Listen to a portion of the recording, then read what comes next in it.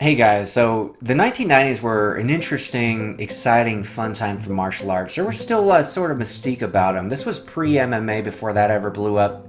Really, the only way you can see a martial artist was in the movies, and we really only had two that kind of broke out mainstream. So in the action cinema martial arts subgenre, of course, I'm talking about Jean-Claude Van Damme and Steven Seagal. But in today's video, I want to break down five other guys who had a real shot of vying for a spot next to them. Now, they were all in movies that did go to the theater, and I consider movies that went to the theaters in the 90s as real movies. They had good production values, good story, real directors. Solid co-stars actually knew how to act, like James Earl Jones and Lance Henriksen, for example. So anyway, sit back and I hope you enjoy this top 5 list and let me know who your favorite is, of course. So number 5 on the list is Thomas Ian Griffith. As far as his martial arts style and background goes, he holds black belts in Taekwondo and Kenpo karate. On a side note, I do as well, so I might be biased towards his style. The Taekwondo is clearly evident in the film Excessive Force with this beautiful jumping side kick here and this axe kick here. As far as his stature goes, he stands 6'4" tall, so he's right up there height-wise with Steven Seagal, though he's got a much more slender physique. He's also known for his long dark hair like Seagal, but he's got these cold blue eyes, which makes him look really unique. You could say he looks like a soap star, which, funny enough, he had a role in the soap opera Another World between 1984 and 1986, so he kind of looks more like a pretty boy than a tough guy, but that would certainly help him towards building a female audience. Soap opera aside, he really got his start in playing Terry Silver, one of the villains in The Karate Kid 3 in 1989. The really cool part about this, by the way, is that there are rumors he'll be reprising this role in Season 3 of Cobra Kai. If you guys are a fan of the Karate Kid series, you have to check it out, which I'm sure if you're a fan of those films, you probably already have. I myself absolutely love Seasons 1 and 2 and can't wait for Season 3. So Thomas Ian Griffith's role in Karate Kid 3 really put him on the map, and in 1992 he came out with Ulterior Motives, which had a straight-to-video release. Now I want to bring that film up because it used the tagline, "You've seen Seagal, Van Damme, and Norris, now meet the new contender." Although that film went straight to video, he had a legitimate shot of going mainstream the following year with his lead role in 1993's Excessive Force, a film that really tried to make him a legitimate contender to the likes of Steven Seagal and Jean-Claude Van Damme. Interesting side note, he not only starred in this film but also wrote it. He also had the benefit of working alongside some really solid co-stars such as James Earl Jones, Lance Henriksen, and even Burt Young, which you probably all know as Rocky's alcoholic brother-in-law in the Rocky series. Now, as far as the success of Excessive Force, we gotta put it in perspective with the equivalent Van Damme and Seagal films at the time. So, for newcomer Thomas Ian Griffith, Excessive Force would have a box office take of only $1.1 million domestically, which is not exactly breaking the bank. In fact, it didn't even make the $3 million that went missing in the raid by a group of Chicago cops in the actual film. So what was Jean-Claude Van Damme doing in 1993? He was working with none other than Hong Kong director John Woo, who made his American film directing debut with Hard Target, which grossed an impressive $32 million domestically. Oh, and funny enough, this film also had Lance Henriksen, played an amazing villain. And then Steven Seagal at the time, 1 year later in 94, had Under Siege, which grossed a staggering $85 million. So why do I bring up these numbers? Well, it shows you what Ian was up against. While I as an audience member and fan don't really care how much a movie makes, the studios producing them certainly do, since it can be considered a gauge of how big a star actually is. Basically, you gotta be able to put asses in seats. Which unfortunately Ian was not able to do in this movie, and the follow-ups in the following years such as Cracker Jack, Blood of the Innocent, and Hollow Point never really got him the audience that I thought he deserved. But anyway, let me know in the comment section what you think about Thomas Ian Griffith, and are you excited about Cobra Kai Season 3? So number 4 on this list is Philip Rhee, best known for the cult classic Best of the Best film series, of which there were 4. As far as his martial arts style and background goes, the man is a true lifelong martial artist and started training at the age of 4. He's currently a 6th degree Dan in Taekwondo, a 3rd Dan in Hapkido, and a 1st Dan in Kendo. In addition to that, he also studied boxing and incorporates many of its training elements in his Taekwondo classes. As far as his stature goes, he's between 5'9" and 5'10", so that puts him at around Jean-Claude Van Damme's height. And while both men are ripped, Van Damme certainly carried more muscle. However, Philip Rhee certainly has the body of an action star. At an early age, Philip Rhee and his brother Simon Rhee attended martial arts tournaments and quickly made a name for themselves among competitors. He became one of 4 men chosen to represent the U.S. Taekwondo team in the Korean Olympics Asian Games. This experience would later become the genesis of the movie Best of the Best. More on that later. After becoming successful in the martial arts world, Philip Rhee craved the next challenge and decided to break into film. He was training martial arts under Grandmaster Jun Chong, and this provided him an opportunity, as he would star alongside the Grandmaster in 1985's LA Street Fighters, also known as Ninja Turf. The low-budget film proved to be enough of a success, and he followed it up with 1988's Silent Assassin, also starring alongside Jun Chong. Despite Philip Rhee's initial success in those two films, he did grow frustrated by Hollywood's lack of meaty roles for Asian actors at the time, and decided to start his own production company, SVE Entertainment, which gave him plenty of freedom to create, write, and produce. The first film out of SVE was Best of the Best, which he crafted the story for and was also the main protagonist in. The film was truly a passion project for Rhee, and he felt an obligation to make it, since he was both a martial arts master as well as an instructor. There was an interview in Martial Arts World in 1991 where he referenced his student talking about his earlier films, LA Street Fighter and Silent Assassin. He overheard one of the kids say, "Mr. Rhee teaches us not to hurt people, but he's killing everyone." With Best of the Best, he wanted to make a film that did not contradict what he was teaching. He wanted to create a film that represented not only the physical attributes, but also the inner spirit, respect, and tradition that martial arts has to offer. Well, he certainly achieved all that and more with Best of the Best, and it became an instant classic. The cast was solid. You had Eric Roberts as Rhee's friend and fellow competitor, James Earl Jones who played the coach, and Sally Kirkland who played the sports psychologist. Speaking of sports psychology, when the film came out in 1989, it wasn't something that was nearly as popular as it is today with world-class athletes. And I thought the film did a really good job at portraying that element. It certainly gave the story a more powerful emotional impact, as we learned the captain of the Korean team that Philip Rhee has to compete against killed his older brother in a martial arts competition years earlier. So obviously, Philip's character is struggling with this. By the way, that character, who Philip is pitted against at the end of the film, is actually played by his real-life brother, Simon Rhee, a martial arts master himself. Needless to say, the final fight is spectacular and displays some of the best kicking action ever seen in American martial arts cinema. After Best of the Best, Rhee was set for a breakout role in the action film Kato, also known as Ballistic, in the early 90s. It's written by noted writer-director Steven D'Souza and David J. Shao. The film was to be produced by Oliver Stone and directed by legendary Hong Kong action master John Woo. Warner Brothers were going to distribute. This film could have been huge, but sadly the production never happened. It would be much later before John Woo would finally make his American directing debut with Hard Target, starring Jean-Claude Van Damme. In 1993, the same year Hard Target came out, we'd see Philip Rhee return in the sequel, Best of the Best 2. This was sort of like a blood sport in a way. The competition was very similar to the Kumite. We'd see Rhee pitted against a variety of fighters with different styles such as wrestling, boxing, and even an opponent who was allowed to take his weapons in the fight with him. A couple of years later, in 1995, Philip Rhee was up for the role of Liu Kang in the first Mortal Kombat movie, which would have certainly helped catapult his career. However, he lost out on that role as it was given to Robin Shou, who I thought did a great job. In that same year, Philip Rhee would follow up with Best of the Best 3 No Turning Back, which he also directed. However, the film had a smaller budget, went straight to video, and lacked any meaningful co-star. Speaking of co-stars, Eric Roberts was offered to reprise his role. However, he felt his character really didn't have anything to add to the story, and so he declined.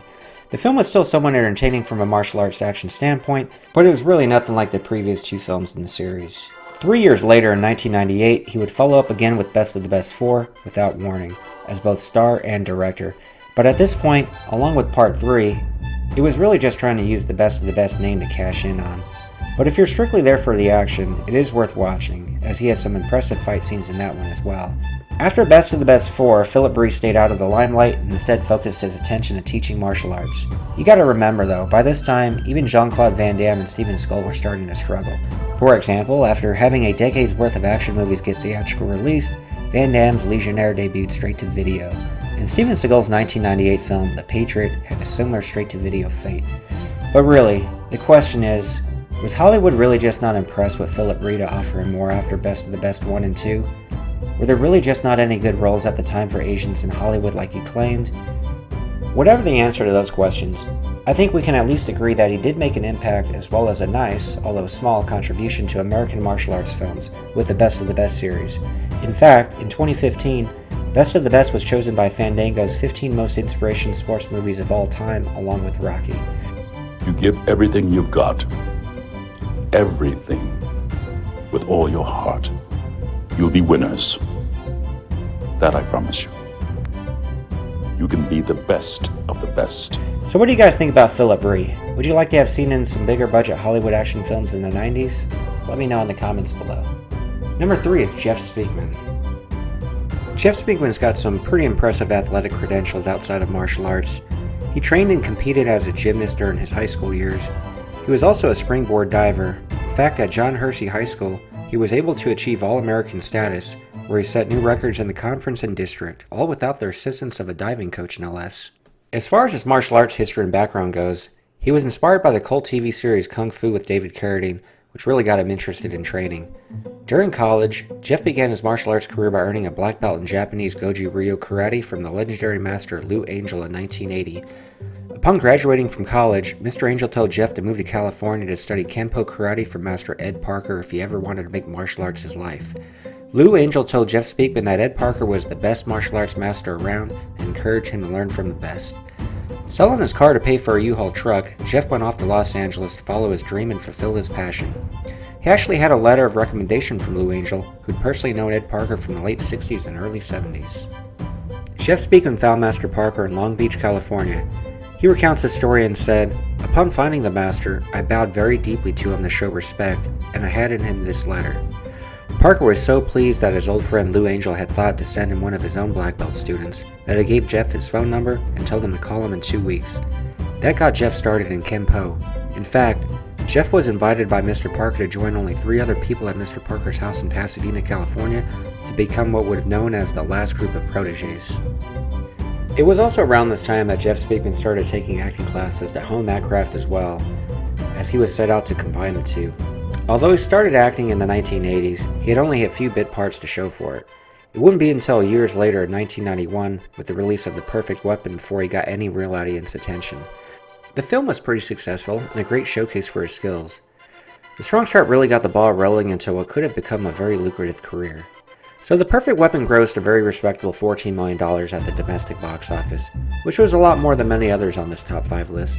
To put that in perspective, Jean-Claude Van Damme had double impact in 1991 at the time, one of my favorite Van Damme movies by the way, grossing $30 million domestically, so just over double what The Perfect Weapon grossed, which makes sense mathematically since we had 2 Van Dammes in that movie. At the same time, Steven Seagal had Out for Justice, which grossed nearly $40 million.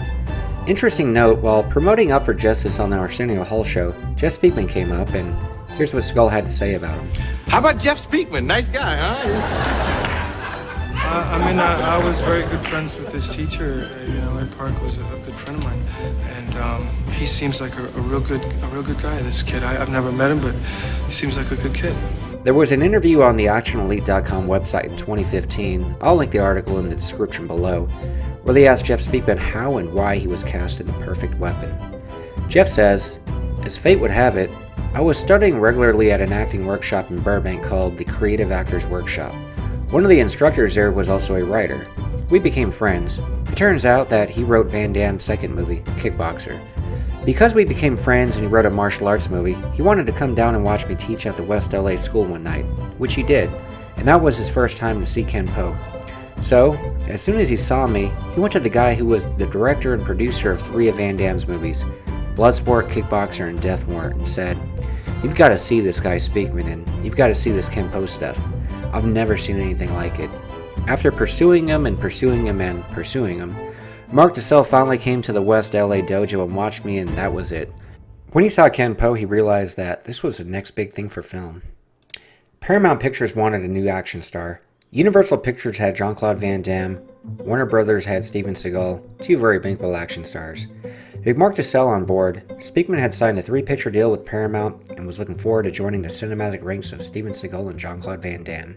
Now, The Perfect Weapon kind of reminds me of Steven Seagal in Above the Law and Jean-Claude Van Damme in Bloodsport, as all those films sort of come across semi-autobiographical. A large portion of the film delves into each hero's background, which sort of introduces the audience to the new martial arts star.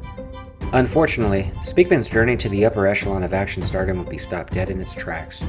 After The Perfect Weapon, Paramount actually lost its CEO, who was the one who made a deal with Mark DeSalle, and an interim CEO came in, and that's usually bad news for everybody who signed a multi-picture deal because the studio doesn't want to make another movie star out of somebody that the preceding group tried to make out of because the other group will always get the credit. To make matters worse, Speakman got caught in the middle of a dispute between producer Mark DeSalle, who he was under contract with, and Paramount, who had a distribution deal with DeSalle through Speakman. Jeff says, the people who came in the interim were not action movie folks, and they didn't like to sell, but in order to get to sell out, they had to pay him a lot of money just to walk away. So instead of doing that, Speakman and DeSalle actually read a script that Paramount sent to them, with the hopes of making that film. And Speakman says, it was great. It was a great script, and it would have been absolutely perfect for my second movie. Speakman goes on to say, we were engaged in it. They had hired a writer for a lot of money, and he was doing a lot of rewrites to make it a Speakman movie.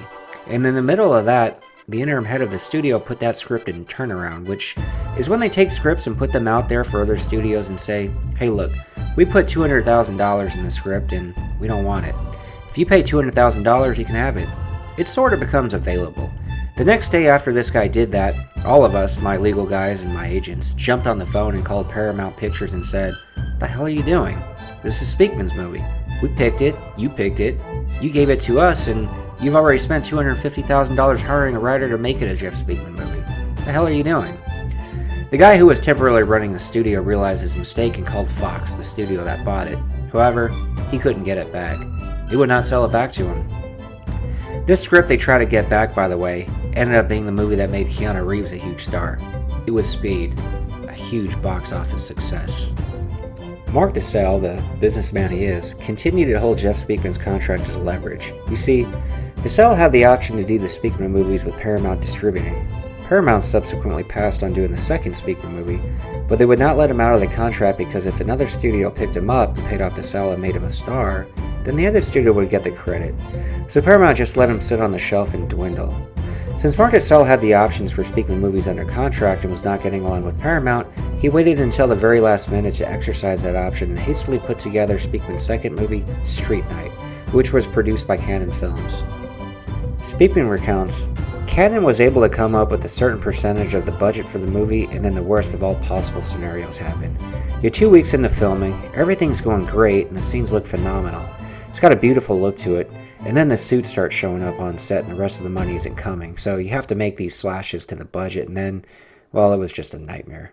For example, a lot of the money goes into the fight scenes. With The Perfect Weapon, in that movie, there was a Taekwondo fight scene. They had one full 12-hour day and another half day. 1.5 days. We had 18 hours. 3 cameras, 3 crews, every length and light you can imagine for just the right fight scene that turned out to be 2 minutes of film. And Speakman had final edit and sound check, which essentially meant he could make sure he looked good and shined, which I'll admit, watching that fight scene, he certainly did. Speakman further recounts, but on a movie like Street Night, when the money gets yanked and you have to try for the same thing in 6 hours instead of 18, with 1 camera instead of 3, very limited lens package and crew, everything pays a price. And in the editing room, you wind up with less because he had less to work with. That's just the way it goes. Jeff Speakman had the moves, the charisma, the looks. He had sort of a Kurt Russell thing going on. Unfortunately, his career and early buzz gained from The Perfect Weapon was put into jeopardy because of the rift between Mark DeSalle and Paramount Pictures. Although his film career had a promising start, it's not what will cement his legacy. Rather, his martial arts prowess that afforded him the opportunity to break into film in the first place is what we'll remember the most about him. He's still currently very active in that world, specifically with his own evolved Kenpo 5.0. Jeff says about founder Ed Parker, I was encumbered by trying to learn from him. When you get an opportunity to learn from a master instructor, you want to pay attention. You want to try the best you can. But I realized that a true martial arts master isn't someone who teaches, but a master is more of a guy who helps you discover the art yourself, and then you own it. Ultimately, then you can perhaps contribute to advances in that art, which is exactly what we feel we have done with Kenpo 5.0. Citing some of Ed Parker's last statements about American Kenpo, Speakman decided to make an attempt to integrate ground fighting techniques into Kenpo's self-defense curriculum. Speakman is adamant that in doing this, he is preserving the will of Parker, who always intended Kenpo to continue evolving, much the same way Bruce Lee felt towards Jeet Kune Do. So what do you guys think about Jeff Speakman? Was it just bad luck how the cards ended up playing out because of the rift between Mark DeSalle and Paramount Pictures, and then Paramount Pictures losing the movie Speed to Fox? Do you feel the audiences, both domestic and international, would have taken to him like they have Jean-Claude Van Damme and Steven Seagal? So number 2 on the list is Mark Dacascos. Now, of all the guys on this list, he's the most relevant today. In fact, you probably recently seen him as the villain in John Wick 3. Prior to that, he had a really good run in the 90s, namely starting with Only the Strong as being the next big thing. Could have been the next Jean-Claude Van Damme or Steven Seagal.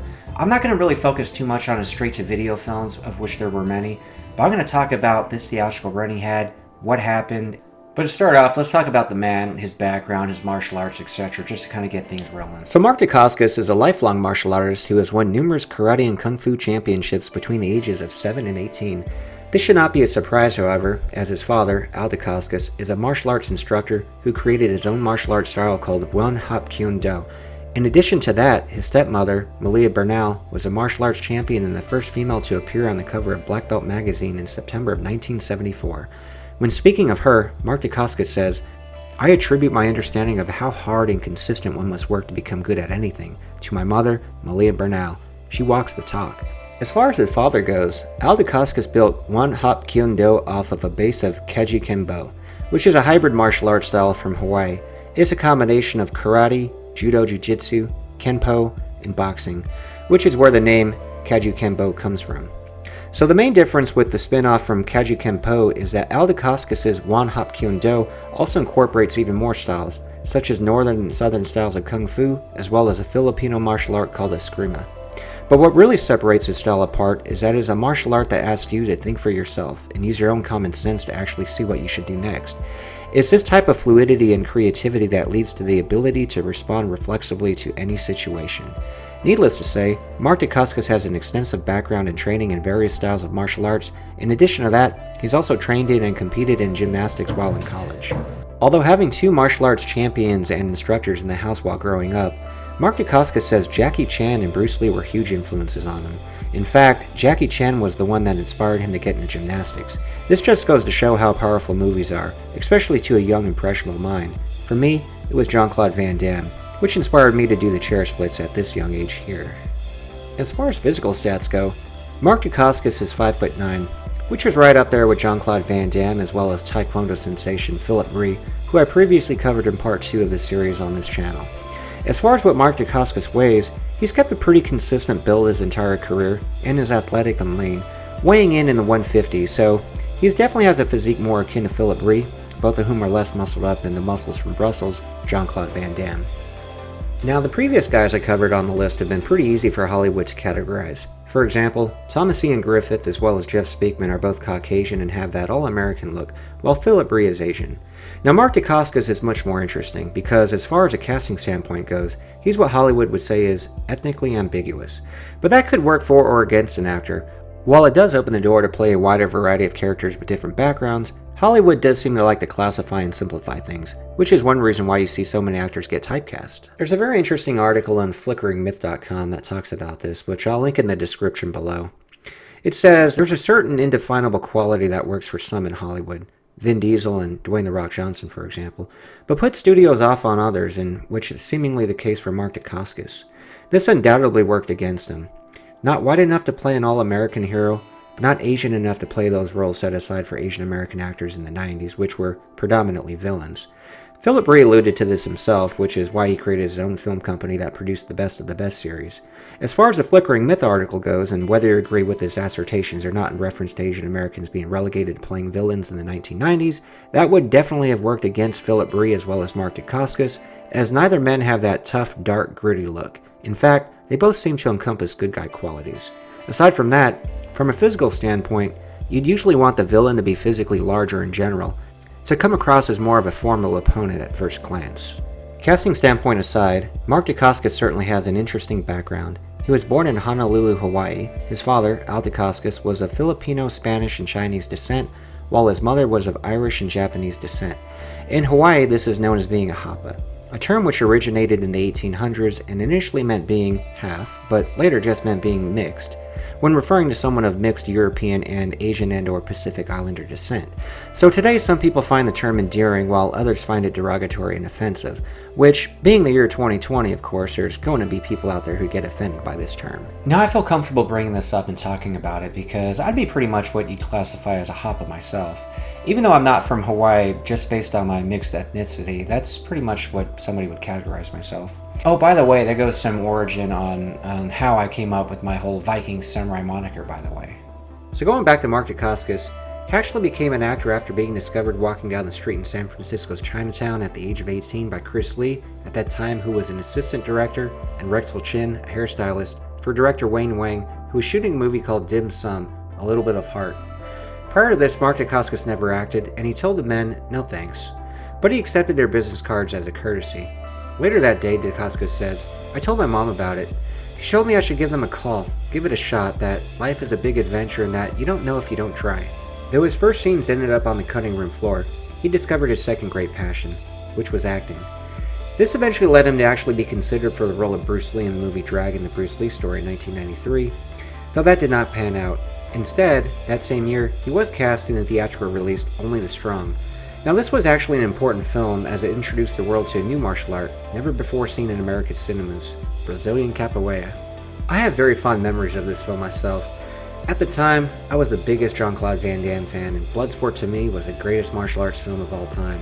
Now I heard from an associate at my school who knew I was into martial arts, which he was as well, claim that this movie called Only the Strong was the greatest martial arts movie of all time.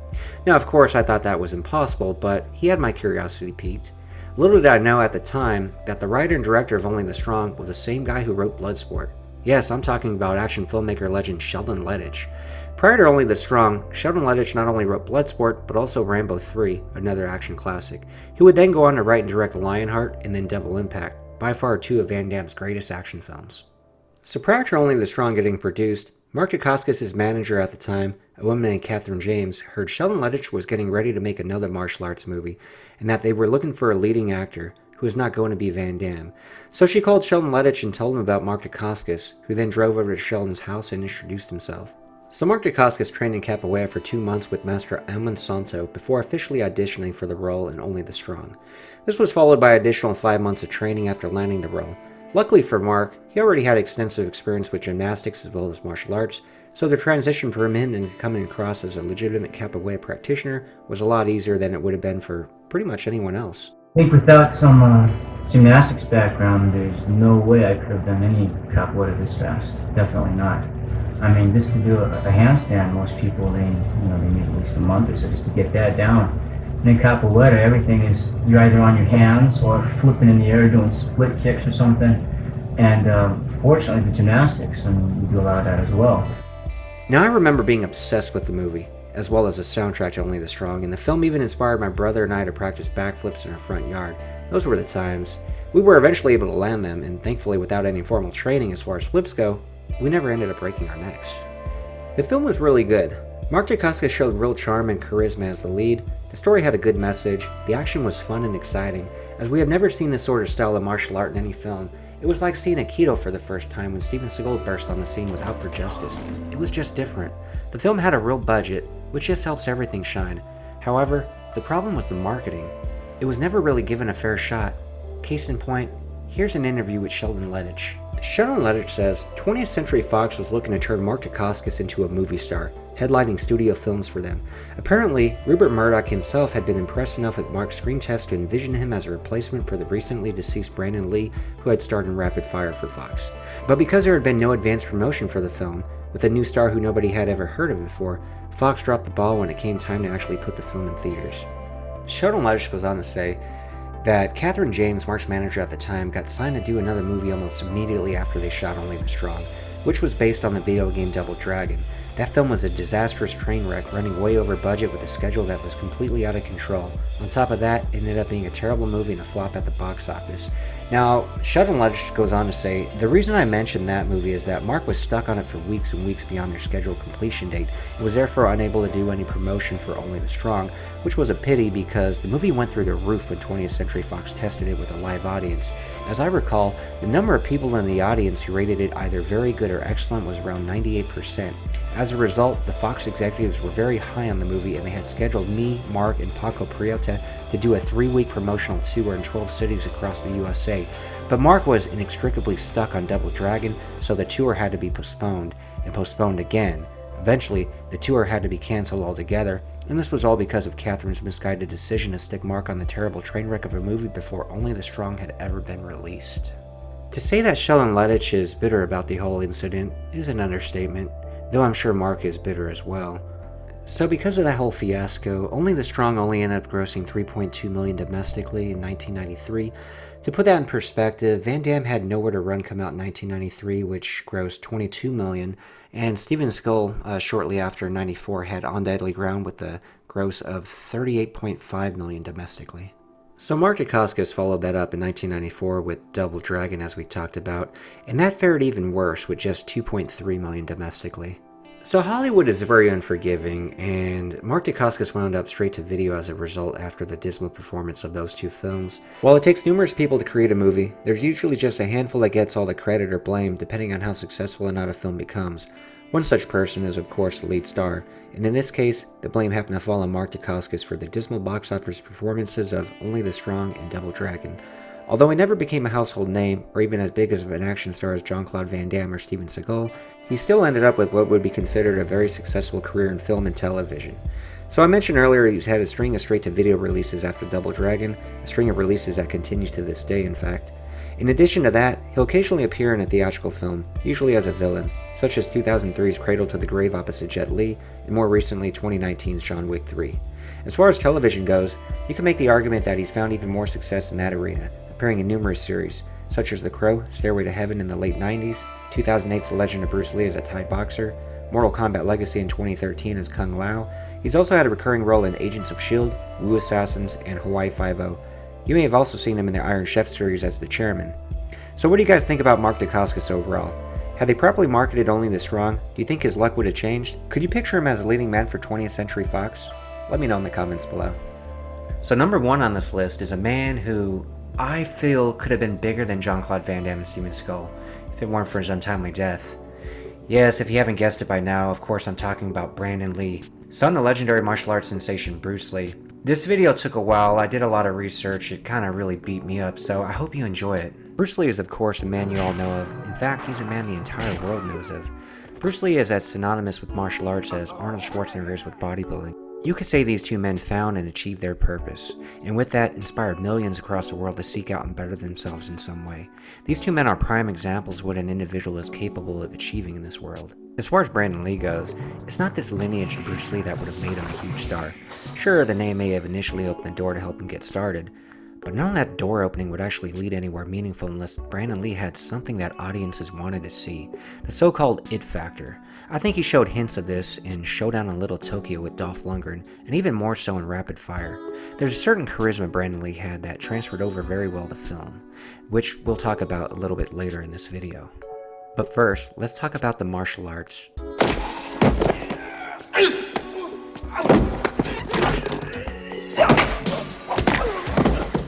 How long did you study? Since I was 4. You should have started earlier. That would have helped your form.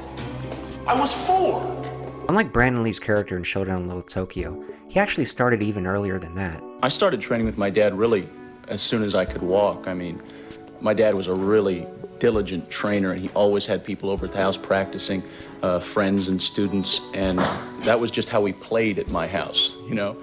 In fact, I remember when I was a little kid, a lot of my friends didn't want to come over to the house because there were always these men out in the backyard screaming and breaking things, you know?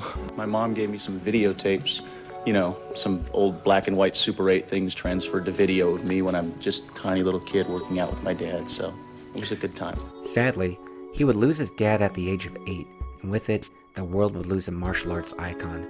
Bruce Lee died at the young age of 32 on July 20th, 1973. Make sure to stay until the end of the video, by the way, because there's a very important message I want to share with you that may prove to be eye-opening and beneficial for a lot of you. After his father passed, Brandon Lee would start stunning under Dan Inosanto, a friend and disciple of Bruce Lee. Brandon Lee said, "It's always been a part of the daily routine. After my father passed away, I began working out with a man who was a senior student. In his mid-teens, Brandon Lee stopped training in the martial arts and instead preferred soccer. Although Brandon Lee took a hiatus with his martial arts training, he would still be well versed in the arts due to his 3 to 4 years of training in Kali, the national martial art of the Philippines. And by 1986, he resumed his studies and started training in Yi Chan Tao, a relaxation-based martial art with trainer Mike Vendrill. Brandon Lee said that the exercises helped him become less tense while punching a bag, and that the training consisted of exercises such as slow sparring and wooden dummy training. He would eventually return to his main craft of Jeet Kune Do with Inosanto as his main trainer. By his mid-20s, Brandon Lee was seen practicing regularly at the Inosanto Martial Arts Academy, and in 1991 received a certification by the Thai Boxing Association. When asked about which martial art Lee practiced, he responded, "When people ask me that question, I usually say that my father created the art of Jeet Kune Do, and I have been trained in that. However, that's a little too simple to say because Jeet Kune Do was my father's very personal expression of the martial arts, so I always feel a little bit silly saying I practice Jeet Kune Do, although I certainly have been trained in it. It would be more accurate to say that I practice my own interpretation of Jeet Kune Do, just as everyone who practices Jeet Kune Do does." As far as his stature goes, Brandon Lee was between 5'11" and 6 foot tall, and weighed 168 pounds. I'd call him lean and athletic. Not nearly as muscular as Jean-Claude Van Damme, who was several inches shorter and outweighed him by roughly 15 pounds, but Brandon Lee certainly had leading man looks. As far as a casting standpoint goes, I covered this topic with the Mark Dacascos video. He's what casting agents would consider ethnically ambiguous. And like Mark Dacascos, that could have potentially worked for or against him. For a deeper discussion about that, make sure to check out the Mark Dacascos video, which was part 4 in this video series. Speaking of Mark Dacascos, Mark was the guy that 20th Century Fox was looking for as a leading man for their action films as a replacement after Brandon Lee sadly passed away. Brandon Lee had actually signed a multi-picture deal with 20th Century Fox, the studio that produced Rapid Fire, and there were even talks of turning that film into a franchise, with 2 planned sequels. Prior to 1992's Rapid Fire, Brandon Lee got his start with the made-for-television Kung Fu the Movie in 1986. This movie was a follow-up to the TV show from the early to mid-70s starring David Carradine, who played half-Chinese, half-Caucasian Shaolin monk named Kwa Chang King. The choice of a non-Asian actor to play the role of Kwa Chang King at the time was controversial, and believe it or not, Bruce Lee actually came up with this idea, but was not offered the role because he was Asian. I only bring up this fact because Brandon Lee said that being cast in the film as a son of Kwa Chang King was sort of retribution. Brandon Lee would next star in Legacy of Rage. The Cantonese language film would be the only Hong Kong movie he would ever make. You may all recognize a familiar face in that film, none other than Bolo Young, who starred alongside Brandon Lee's father Bruce Lee in Enter the Dragon, and of course alongside Jean-Claude Van Damme in Bloodsport as well as Double Impact. And he does the same move here. Basically telling his minions, back off, I got this. That's a good move. You're not kidding, it's a good move! So after Legacy of Rage, Brandon Lee would come back stateside and follow up with Laser Mission, a movie about as cheesy as its title, Laser Mission. It really wasn't until 1991 where he would really begin to show his potential, starring alongside Dolph Lundgren in Showdown in Little Tokyo. This film has become a cult classic, and for good reason. It's a buddy cop movie. What I find really amusing and interesting about it is the dichotomy between the two characters. So, Murata, how come you don't know a goddamn thing about your own culture? My culture? Listen, champ. I was raised in the valley. My dad's a white guy who's a dentist. What's your excuse? I was raised in Japan. Brandon Lee would then follow this up with his first Hollywood leading man role in 1992's Rapid Fire. The marketing was pretty genius. Move over, Van Damme and Seagal. Knock yourself out. Brandon Lee has arrived. Brandon Lee is just as exciting, intense, and charismatic as his legendary father. Whatever it takes. Like father, like son, like dynamite. Although Brandon Lee wanted to escape his father's image and become a dramatic actor, he hoped that acting in action films would eventually lead him to other types of roles. This is actually kind of the same hopes that both Jean-Claude Van Damme and Steven Seagal had as well. Here's a clip of Jean-Claude Van Damme broaching this topic while doing promotion on 1993's Nowhere to Run.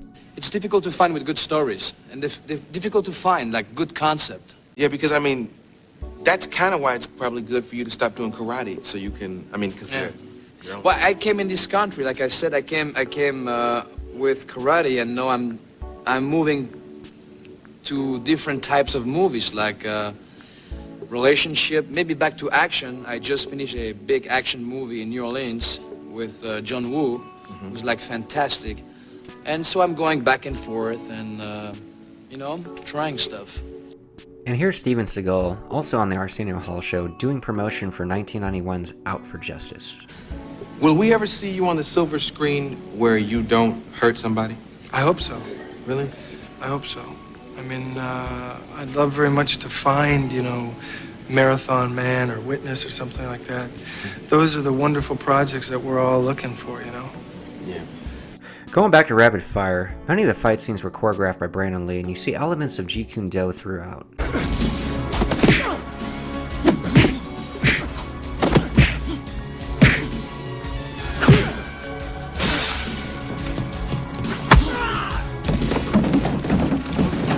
Though the film was overall critically panned by film critics, almost all of them described Brandon Lee to be charismatic. Kevin Thomas of the Los Angeles Times took it one step further and described the film as better than Enter the Dragon, and that it was a star-making role for Brandon Lee. So how did it perform at the box office exactly? Well, it debuted at number 3 its opening weekend and ended up grossing over $14 million domestically, which was on par with Jeff Speakman's Hollywood leading man debut, The Perfect Weapon, in 1991. By comparison, in 1992, Jean-Claude Van Damme had Universal Soldier, which grossed $36 million stateside, and Steven Seagal had Under Siege that same year, which grossed a staggering $83 million domestically. Now, say what you want about Steven Seagal, which several of you already have in my Steven Seagal video, and I'll admit some of those burns are pretty good. But you gotta admit, love him or hate him, Under Siege was pretty badass when it came out. I also cook. So around this whole time, Brandon Lee was actually offered a role to play his father, Bruce Lee, in the biopic Dragging the Bruce Lee Story, a role he turned down as he thought it'd be awkward to play his father and too strange to approach the romance between his parents. Instead, Brandon Lee's next movie ended up being The Crow, a film that really appealed to Brandon because it offered more drama than action. An interesting side note, the movie's executives originally wanted to make The Crow a musical starring Michael Jackson. It was only after Brandon Lee and director Alex Proyas came on board that the movie took a more serious tone. Sadly, The Crow would be Brandon Lee's final film, as he would be accidentally killed during the film's production. Brandon's death was the result of the most unfortunate and unlikely, freakish chain of events than that could ever be imagined. In a way, I'm glad that Bruce was not here to see this happen to Brandon, because it would have hurt him so badly, as it has all of us. With very few scenes left to film, and having the blessings of Lee's family, The Crow was completed by rewriting the script, using early CGI technology and stunt doubles to fill in Brandon's role. In 1994, The Crow opened at number 1 in the US and ended up grossing over $50 million. A star was born, and a star was sadly taken away. Brandon Lee died at the young age of 28, 19 years after his father, Bruce Lee, passed away. His father's early death may have left him with a messed up perception of his own mortality. It seems Brandon Lee knew he was going to die young. While promoting the film Once Upon a Time in Hollywood, its star, Brad Pitt, told the interviewer with Esquire about a night he hung out partying with Brandon Lee. Brad Pitt says about Brandon Lee, "He drove a hearse and lived in Echo Park. We went out one night and everyone else had peeled off, and we ended up back at his place and it was like 6 in the morning. A real, drunk and stony night. And he proceeded that night to tell me how he thought he was going to die young like his dad, and I just chalked it up to, stony 6 a.m. talk. Then he got The Crow the next year." Brandon Lee was engaged at the time to Eliza Hutton. I love you. Say that again. I love you. And the two planned to wed in Ensenada, Mexico on April 17, 1993, a week after Brandon Lee was to complete filming on The Crow. Instead, he was fatally shot on March 31st while filming a scene from The Crow, in a freak accident, and then buried alongside his father at the Lakeview Cemetery in Seattle, Washington, 3 days later on April 3rd, 1993, in a plot that Linda Lee Caldwell, Bruce Lee's widow, had originally reserved for herself. I remember I was in middle school when this happened, and I seen the news in the morning. It was April 1st. It was April Fool's Day, so part of me was hoping it was some sort of sick joke. Sadly, that was not the case. Now, at the time, I've never actually seen a Brandon Lee movie, but I felt some sort of connection to him because, as far as I knew, he was really the only famous person that had a similar background ethnicity-wise, mixed Asian and mixed Caucasian. So let's get down to the real issue. Children. You want to have children someday. But what will they be? They won't be white, and they won't be Oriental. They'll be some kind of half-breed, and they won't be accepted by either side. They'll be American. Linda's American. I'm American. So at the time in school when they were collecting their census data, you had to check one box for your race as if everybody was just one thing, and I always felt weird about that. Why would I want to categorize myself as one thing? Why would I want to disavow one of my parents' ethnicity? So I ended up marking 2 boxes, and I'm sure the machine counting those probably malfunctioned or something. But nowadays it's different. Nowadays you can mark multiple boxes, which makes a lot more sense, especially in this country. In an interview just prior to his death, Brandon Lee quoted a passage from Paul Ball's book, The Sheltering Sky.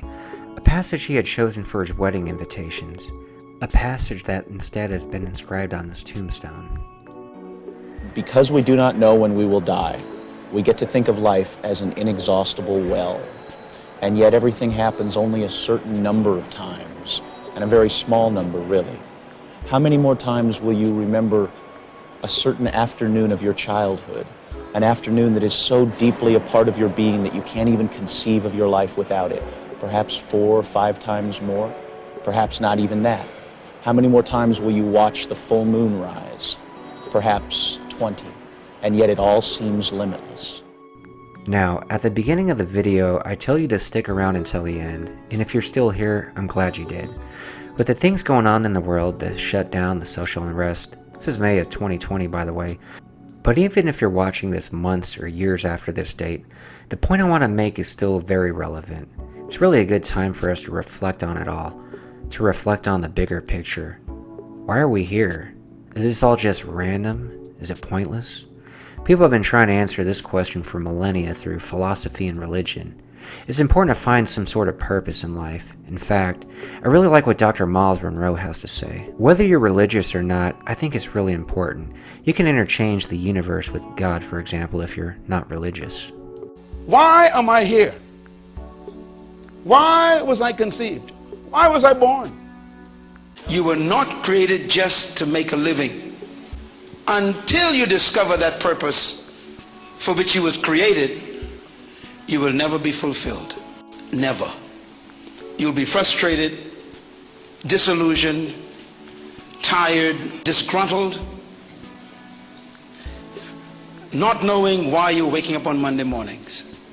So we go to work every morning, stuck in traffic, get mad, go to the same job we hate, do the same work we hate to do, go back home to a house we can't sleep in, watch the news every night that depresses us, play our ball games, and then wake up the next morning, go through it again, and do it till we're 65, and then they fire us and give us a rocking chair and call it retirement. This is not life. What happened to your eye? I hit it. Why? Needed to. And after you pay the mortgage off, you're too old to enjoy the house. What a frustration. What is your true ability? What is your destiny? What is your sense of destination? What is your address for the future? What are you born to accomplish? How do you know when you're finished? The average person doesn't. So they just retire and rot. Senility and paralysis sets in. They have no destination for their lives. They live just to retire. This is frustration. You were not born just to retire. You were not born just to keep a budget going and to keep a mortgage payment. You're more important than paying light bills until you die. Now look at this scene from Rocky Balboa. What happened? I'm celebrating, Rock. Why? I retired. Retired? Yeah. So when they start giving retiring people meat instead of watches, Paulie? I don't need a watch. I got a watch! You give me a watch! How sad is that? Stallone wrote this movie. Sylvester Stallone gets it. Stallone has not become it. Imagine a character like Polly. Imagine your parents who may already be retired. Imagine your friends. Picture your own life. Will you end up like Polly? Have you found your purpose? Because we do not know when we will die, we get to think of life as an inexhaustible well. That well is getting emptier every day.